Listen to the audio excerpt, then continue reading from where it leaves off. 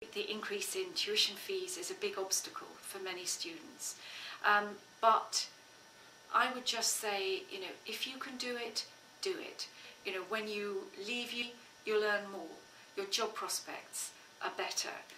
And the other thing is, and this is in a way something which is beyond what money buys, is the experience of being there, making friendships that, in so many cases are the friendships that last for the rest of your life.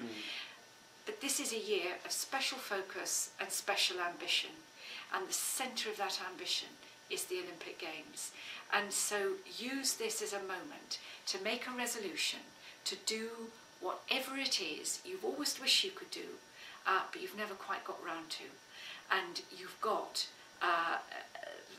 the many weeks between now and the opening ceremony of the Olympics on the 27th of July to realise that. And I hope that those who haven't yet thought about it are going to get engaged, because you don't want to get to June and realise it's too late to plan anything.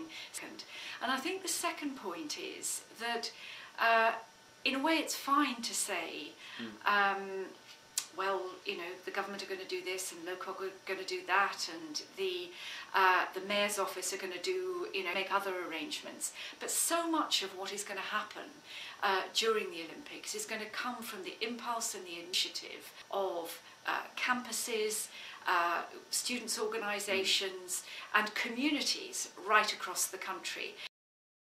There's games makers. I mean, obviously those, the applications for games makers have now all gone in.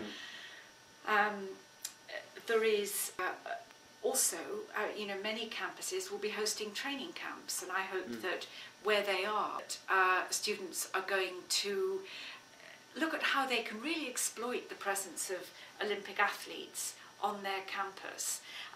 Get some local school kids in, even though it'll be the summer holidays, get school kids in to come and take part in some of the sport. Obviously the athletes who run up to the games are going to be very heavily committed on their training, but with imagination the opportunities are endless. There shouldn't be a young person in the country who doesn't feel that this is a festival that is for them and that there's a place for them there. And that's why I go back to, that's the general exhortation. So what do you do to realise that? So I hope that across the campuses of this country we will see groups of students coming together, perhaps under the auspices of sports clubs, perhaps under the auspices of the union, whatever structure it is, and basically saying we're going to go for it.